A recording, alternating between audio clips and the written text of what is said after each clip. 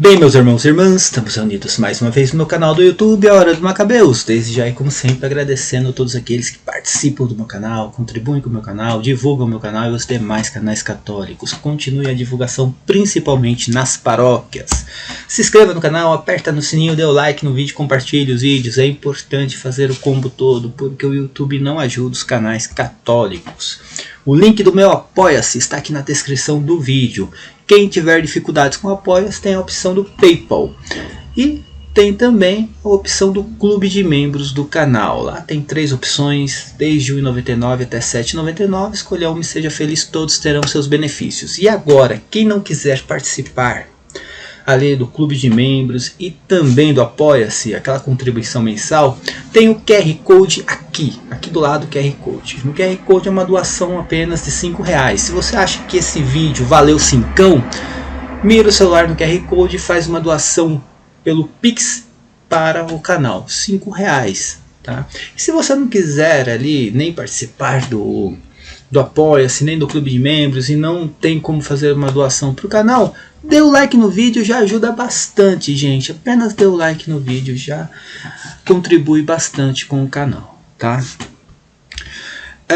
Minhas redes sociais, além do meu canal no YouTube, tem lá o meu perfil no Facebook, Cristiano Macabeus, e também a minha página, As Mentiras do Apocalipse Protestante. Agora já está no ar o meu novo blog, horadomacabeus.com, e também tem o Twitter, C Macabeus no Twitter. Eu não sou muito ativo, enfim, só disponibilizo o meu material no Twitter, tá? Tudo de graça, minha gente, tudo de graça. Quem tiver aí à disposição, né, para contribuir com o canal financeiramente, tudo bem. Quem não tiver, deixa o like no vídeo e se inscreva no canal, já vai ajudar bastante. Pessoal, deixa eu responder aqui, né, fazer um comentário a respeito do último vídeo do Cláudio Campos, onde ele fala sobre templos e templos, tá? O vídeo ficou muito bom, por sinal. Nós concordamos ali, acho que 80% a respeito do tema. Sobre a apostasia, enfim, não vou nem falar porque ele concorda comigo a respeito da apostasia. A apostasia não se trata da estátua do imperador dentro do templo de Jerusalém, sim de pessoas que deixaram a igreja. Isso é a apostasia. Mas eu quero comentar a respeito do templo, que ali eu não concordo muito com a visão do Cláudio Campos. Em partes sim, em outras não. Eu vou explicar o porquê, tá? O Cláudio Campos fala da evolução teológica, isso existe, é lógico, nada nasce pronto da noite para o dia, mas tem coisas ali que realmente os apóstolos aprenderam com Jesus Cristo, tá? O Templo de Jerusalém realmente foi a casa de Deus no Antigo Testamento. Tudo era físico, material, tangível. Você vai entender isso, por exemplo, na Carta aos Hebreus. Tá? Na Carta aos Hebreus, o autor ele fala que aquilo era apenas sombra do que deveria vir. São Paulo também usa essa expressão, acho que na Carta aos Colossenses. São Paulo também usa essa expressão, que tudo no Antigo Testamento era sombra daquilo que deveria vir. Porque no Novo Testamento nós temos uma visão espiritual das coisas.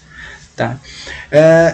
No Antigo Testamento tudo era material, tudo era tangível, por isso tinha o templo ali como a casa de Deus, tá? Aí vem o Novo Testamento, o que era o templo, tá? Material se transforma num templo espiritual. Os apóstolos tiveram essa percepção logo ali?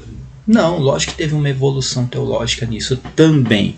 Só que a evolução teológica acontece, a questão do templo físico, o templo material e o templo espiritual, essa evolução teológica acontece depois da ressurreição de Cristo. Até a ressurreição de Cristo, os apóstolos estavam à deriva, como um navio à deriva. Tá? Tinha aquela ansiedade para saber o que iria acontecer, uma falta de esperança, porque, enfim, o mestre morreu. Será que vai se cumprir as promessas? Eles não tinham muito entendimento ainda do que iria acontecer a respeito da ressurreição, mas depois da ressurreição, depois da ressurreição de Cristo, até o dia de Pentecostes, quando eles recebem o Espírito Santo, ali há uma evolução teológica, gente, que vocês não podem imaginar. A igreja parte para a sua missão, que é de pregar o Evangelho e levar este Evangelho ao mundo todo. Creio eu que a partir deste momento eles já tiveram a percepção do que seria o templo no Novo Testamento. Até porque São Pedro, na sua carta, agora realmente eu não preparei aqui exatamente o material para colocar versículo por versículo. Eu vou fazer um outro vídeo, explicando tudo isso a respeito de templo material e templo físico. Tá? Não sei se foi a primeira ou a segunda carta, creio que foi a segunda carta de Pedro, ele já menciona que nós fazemos parte do edifício que é a igreja. Lógico que ali ele já tinha essa visão de que a igreja é o corpo místico de Cristo. E nós fazemos parte. Nós somos o quê? Praticamente somos as pedras também. Pequenas pedras colocadas neste edifício. Tá? São Pedro ele já tinha essa visão. São Paulo, em vários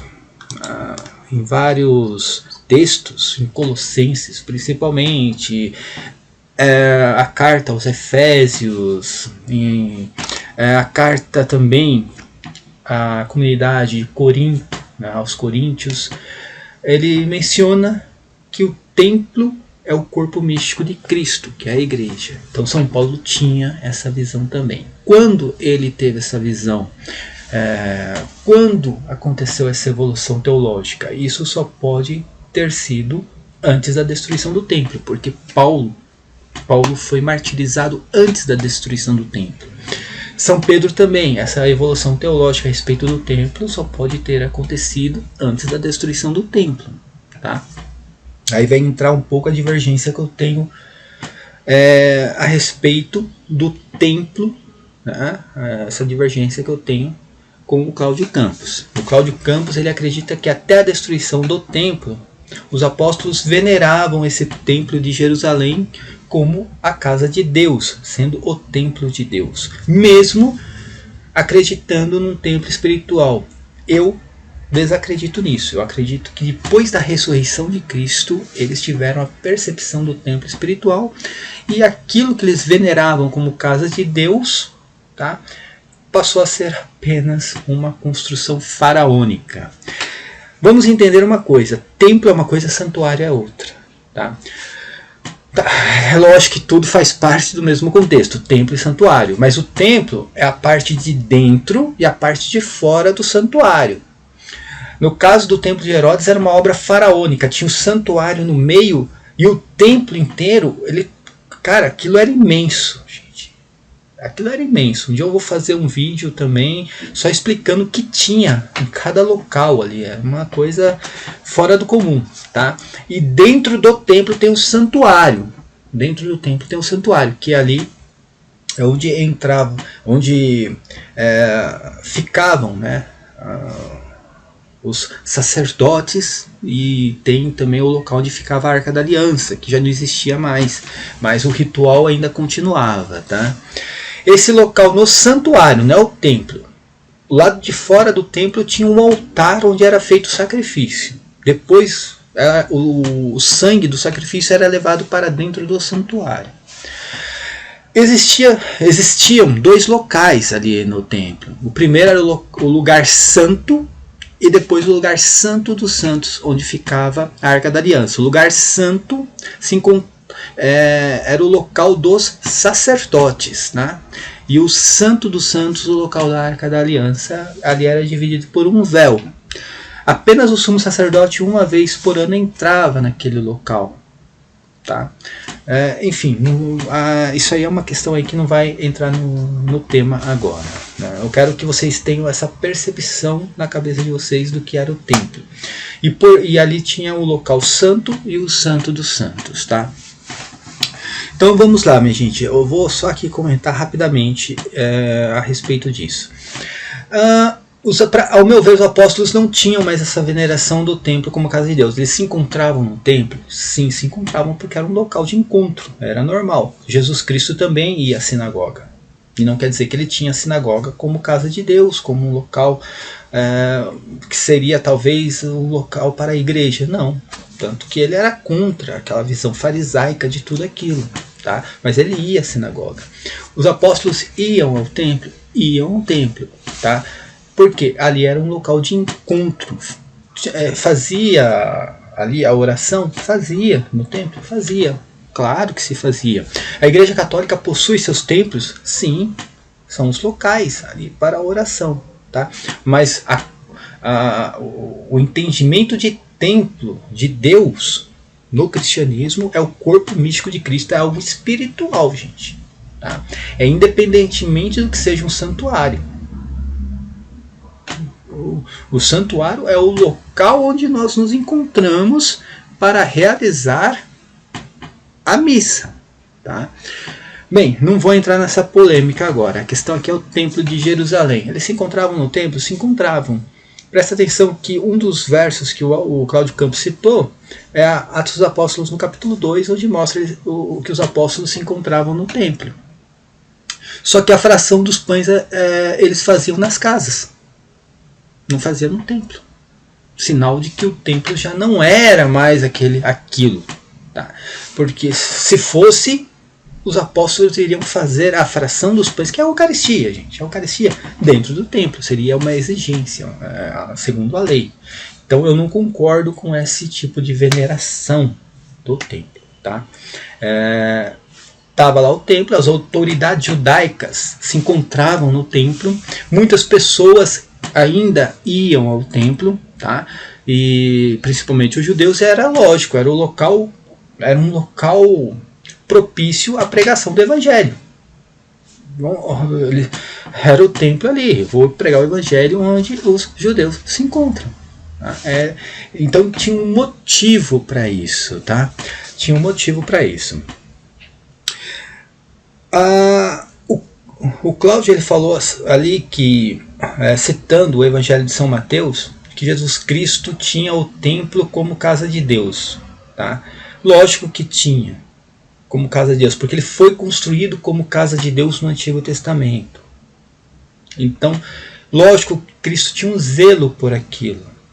Tinha um zelo por aquilo. Quando ele viu os vendilhões no templo, ele viu que aquilo ali era um absurdo, né? Porque aquilo foi construído para ser a casa de Deus no Antigo Testamento. Então se tinha esse zelo. A questão é, Novo Testamento. Ter o zelo pelo templo não quer dizer que ele tenha, né, o mesmo significado para o Novo Testamento. Então, vamos partir para esse princípio.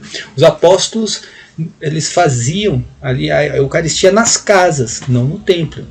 Se eles seguissem ainda a lei mosaica, como o Cláudio acredita, a Eucaristia iria ser feita apenas no templo e não nas casas. Então, veja a diferença da visão teológica nisso tudo. Tá? Ele fala da visão da evolução teológica de uma carta para outra, aos Tessalonicenses. Realmente há dúvidas se qual carta foi a primeira que São Paulo escreveu. Tá? Mas ali não tem uma evolução teológica. A questão é que em uma carta São Paulo está dando uma explicação de algo que iria acontecer, mas não era iminente. Tá? Não era iminente. Por que ele fala isso? Não quer dizer que na outra carta ele acreditava de outro modo. É que nessa carta que ele escreve isso, alguns apóstatas, né, saíram pregando que a ressurreição já tinha acontecido. A ressurreição já tinha acontecido. Então, assim, imagina, nem a destruição do templo tinha acontecido ainda e tinha gente pregando que a ressurreição dos mortos já tinha acontecido. Tá? Por isso que São Paulo vai e escreve aquela carta. Primeiro tem que vir a apostasia, depois o mistério da iniquidade, explicando que aquilo não aconteceu. Tá? Então quando ele fala que não é exatamente uma evolução teológica, ao meu ver, ali é uma explicação de algo, de um boato que estava ocorrendo na igreja. e que foi, né, foi inventado por alguns apóstatas. Tá? Ele mesmo menciona isso em uma de suas cartas, eu não sei se foi em Tessalonicenses também. Tá? Então essa é a questão. Sobre a questão, eu não concordo com ele também na visão de que os apóstolos praticamente escreveram sobre a destruição do templo depois que aquilo aconteceu, porque antes talvez não fosse significante ou eles não acreditaram nisso. Até porque eles tinham um zelo grande pelo templo. Acho que isso ficou meio assim, meio contraditório, porque imagina Jesus Cristo pregando no Monte das Oliveiras a destruição do templo de Jerusalém, e se realmente esse templo tivesse um significado tão grande para os apóstolos naquele momento, eles deixariam de seguir Jesus Cristo. Jesus Cristo está pregando, isso aqui vai ser destruído na geração de vocês. Vai ser há pouco tempo aqui, ainda nessa geração, isso aqui não vai ficar, né, pedras sobre pedras. Imagina se tivesse esse zelo todo aí, a ponto de não pregar sobre isso, eles não teriam seguido mais Jesus Cristo, teriam abandonado Jesus Cristo, e não foi o que aconteceu. Eles escreveram isso. Sobre a data dos evangelhos, é muito complicado. O evangelho de Marcos com certeza foi escrito antes da destruição do templo, porque Marcos ele foi martirizado antes da destruição do templo, e Pedro, que é o autor do evangelho, também. Então eles escreveram sobre isso. Se não tivesse importância, Marcos não teria escrito isso antes da destruição do templo. O evangelho de São Mateus, há dúvidas se foi escrito depois ou antes da destruição do templo. Mas se foi escrito depois da destruição do templo, não é que foi escrito depois que Mateus não pregou isso. Foi escrito porque exatamente Mateus pregou aquilo.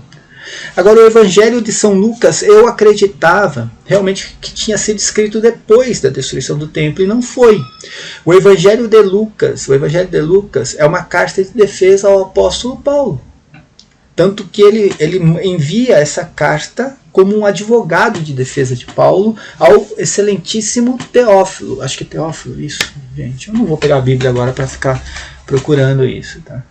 Que praticamente era ele como advogado escrevendo. Então, o Evangelho de Lucas e Atos dos Apóstolos é uma obra apenas, praticamente. Tá? Onde ele escreve ali em defesa de Paulo, ou seja, isso foi escrito antes da destruição do Templo de Jerusalém. Tá? Por que eu acredito nisso também? Porque Lucas não menciona, por exemplo, a viagem de Paulo à Espanha, e Paulo foi à Espanha. Se Lucas tivesse escrito depois da destruição do templo, teria mencionado várias outras coisas que ocorreram com Paulo que ele não menciona em Atos dos Apóstolos, como, por exemplo, o martírio de Paulo. São Lucas não menciona. Então, assim, tudo leva a crer que Lucas escreveu o Evangelho e escreveu também Atos dos Apóstolos antes do martírio de Paulo. Tá? E isso foi antes da destruição do templo. Então ele escreveu sobre a destruição do templo. Eu não concordo com essa visão do Cláudio Campos, onde ele fala, mas os apóstolos não escreveram sobre isso. Espera aí. Os apóstolos escreveram, pregaram. Lucas, se ele escreveu sobre isso, é porque os apóstolos pregaram sobre isso. Se Marcos escreveu, é porque realmente eles pregaram sobre isso. O São Pedro estava pregando a respeito da destruição do templo. Por isso que Marcos colocou no seu evangelho. Mas não escreveu nas cartas. As cartas não foram enviadas para os hebreus. As cartas de Paulo foram enviadas para Tessalônica, para Corinto, para Efésios, né, para Éfeso, né, Éfeso, aos Colossenses, né, enfim, para a Galácia. Mesma coisa, a carta de Pedro também foi enviada para outras regiões e não para Jerusalém. A carta que foi enviada para Jerusalém foi a carta aos Hebreus, e lá menciona exatamente que aquele templo não tinha mais significado algum. Se você pegar Hebreus aqui, gente, eu só anotei aqui porque eu estou escrevendo um artigo sobre isso, tá? Do capítulo 8 de Hebreus até o capítulo 10, praticamente, é o autor mostrando mostrando que o templo material ali não tinha mais significado nenhum, que aquilo era apenas sombra do que deveria vir. Aquilo era para o Antigo Testamento, envelheceu e não tinha mais sentido aquilo. O autor, ele envia esta carta para os hebreus, exatamente mostrando que a insignificância daquele templo e de toda a lei. Então, assim, eu não concordo também com essa visão, não. Tá? Os apóstolos pregaram, sim, sobre a destruição do templo. Foi um ensinamento de Cristo, e se eles não tivessem de acordo, com certeza não teriam seguido o mestre. Tá? Então vamos unir. Olha, depois da ressurreição de Cristo, eles já tiveram uma percepção de que é um templo espiritual. Você pega eles indo sim ao templo, por várias vezes eles foram ao templo, mas, por exemplo, a Eucaristia se realizava nas casas e não no templo de Jerusalém. Por que o templo? Porque era o local onde eles conseguiam encontrar os judeus para pregar o evangelho aos judeus. Era algo significante ali. Tá? E para terminar aqui, quando ele fala ainda que mas Paulo ele foi no templo orar, depois mostra, ele citou também na live que nós fizemos, Paulo foi lá e raspou a cabeça, Paulo foi e ofereceu um sacrifício dentro do templo, está em Atos dos Apóstolos. Gente, isso aqui o São Paulo mesmo explica o porquê ele fez isso, né? Isso aqui está em 1 Coríntios, lá no 1 Coríntios capítulo 9, do versículo 20 ao 21. Tá? Versículo 20 ao 21. Ele vai falar assim, para os judeus, presta atenção, São Paulo mesmo falando, para os judeus, fiz-me judeu, a fim de ganhar os judeus para o que estão debaixo da lei. Fiz-me como se eu estivesse debaixo da lei, embora eu não esteja, a fim de ganhar aqueles que estão debaixo da lei. Tá? Olha só, para os que não têm lei, fiz-me como se eu não tivesse lei, ainda que eu não esteja isento da lei de Deus, porquanto estou sob a lei de Cristo, a fim de ganhar os que não têm lei. Tá, o que São Paulo está falando aqui? Que ele já não seguia os preceitos da lei.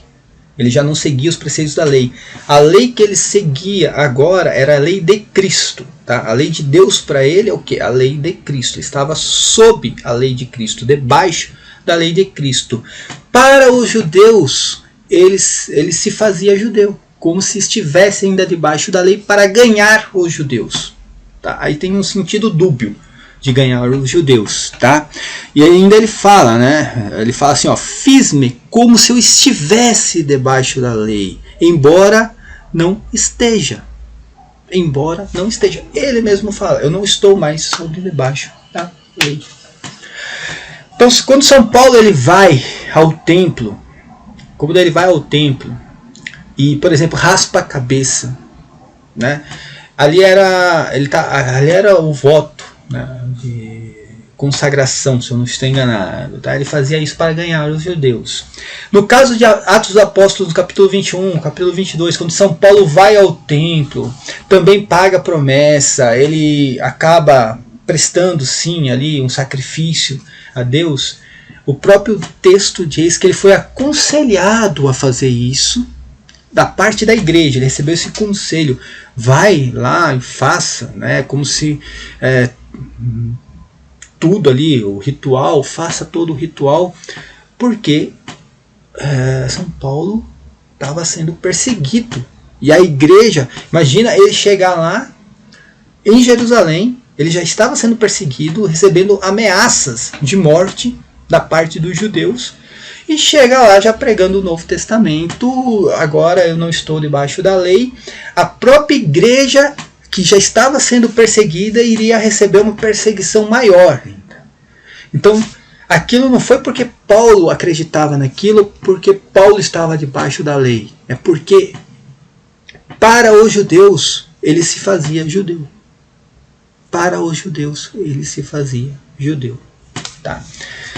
Isso é muito claro mesmo nas cartas de Paulo em Atos dos Apóstolos. Isso fica muito claro. Resumindo tudo, tá? A minha visão é que quando Paulo escreve aos Tessalonicenses falando que o mistério da iniquidade iria tomar lugar no templo de Deus, tá? Tomar lugar no templo de Deus, se fazendo passar por Deus. Ali não se refere ao templo de Jerusalém. Paulo não tinha mais essa percepção. Aliás, Paulo, ao meu ver, foi o primeiro dos apóstolos a não ter mais este zelo pela lei, pelo templo. Ele, ao meu ver, já foi o primeiro dos apóstolos ali pelo entendimento que ele tinha na escola que ele estudou ali de Gamaliel, tudo pelo entendimento filosófico que ele tinha, ele já percebeu logo de cara que aquilo ali era sombra do que deveria vir, aquilo já não tinha significado nenhum mais. Acho que Paulo foi um dos primeiros ali.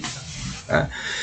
Então, como eu falo, quando Paulo escreve aos Tessalonicenses que o mistério da iniquidade iria tomar o lugar de Deus,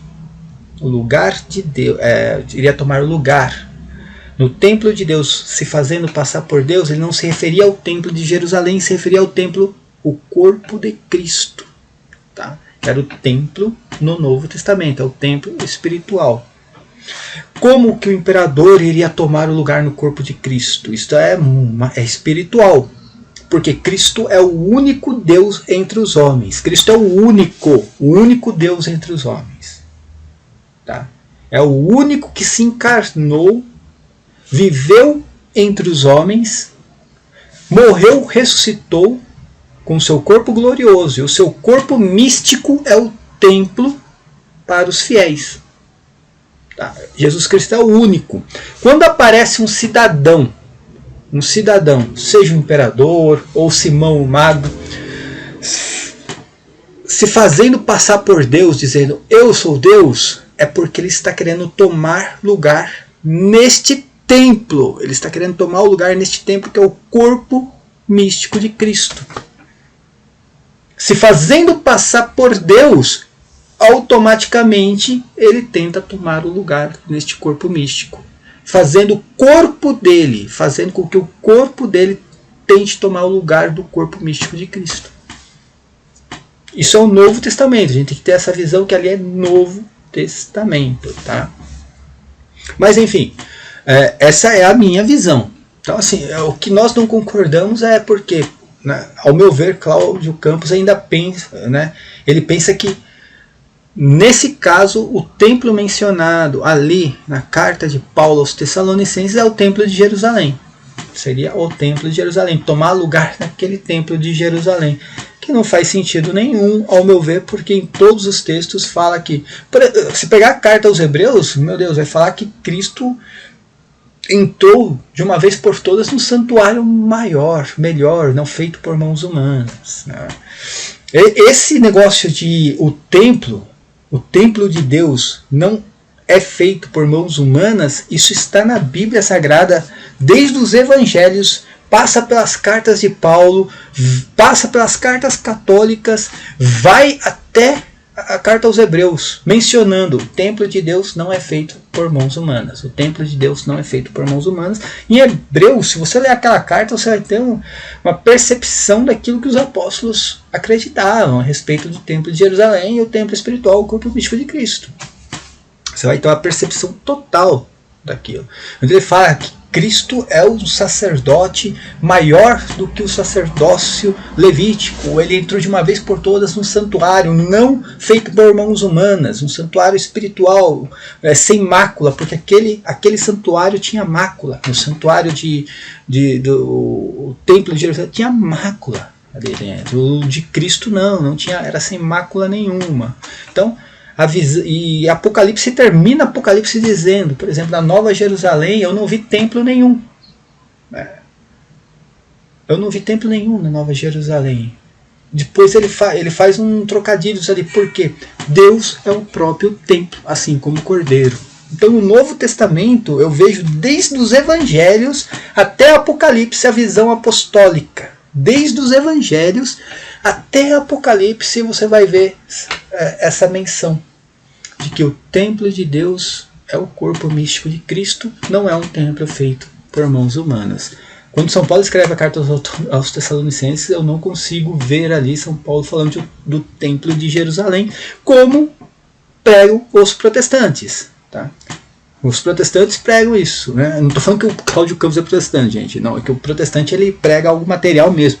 Ele não vê nada espiritual, para ele não existe corpo místico de Cristo, gente. Eles estão esperando a reconstrução, os protestantes estão esperando a reconstrução do templo de Jerusalém, porque eles acham que aquilo ali é o templo de Deus. Tá? Mas como eu falo, essa visão do templo espiritual se contrapondo ao templo material, a todo momento mencionando que o templo de Deus é o corpo místico de Cristo e que o templo de Deus não é feito por mãos humanas. E aí você vai ver até na pregação, por exemplo, ali de Santo Estevão, ele citando Isaías, falando esse templo foi construído por Salomão, o templo de Deus não é feito por mãos humanas. Ele vai falar isso, né? Aí tem a questão também do falso testemunho, que eu vou explicar em outros vídeos a respeito do falso testemunho que deram contra Santo Estevão e Jesus Cristo a respeito da destruição do templo.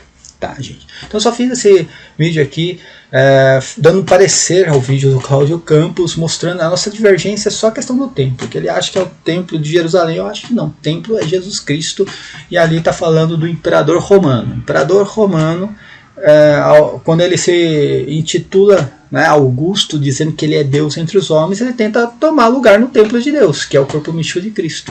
Esse é o único entendimento que eu consigo ter. Se inscreva no canal, aperta o sininho, dê like no vídeo, compartilhe os vídeos, minha gente. Tem o Apoia-se aqui, o meu Apoia-se, gente. Quem puder contribuir com o meu Apoia-se, eu agradeço de coração mesmo. Quem não puder, dê o like no vídeo. E quem achar que esse vídeo valeu 5, QR Code aqui, mira o celular e faz uma doação para o canal, tá bom? Paz e bem a todos, até a próxima, amém.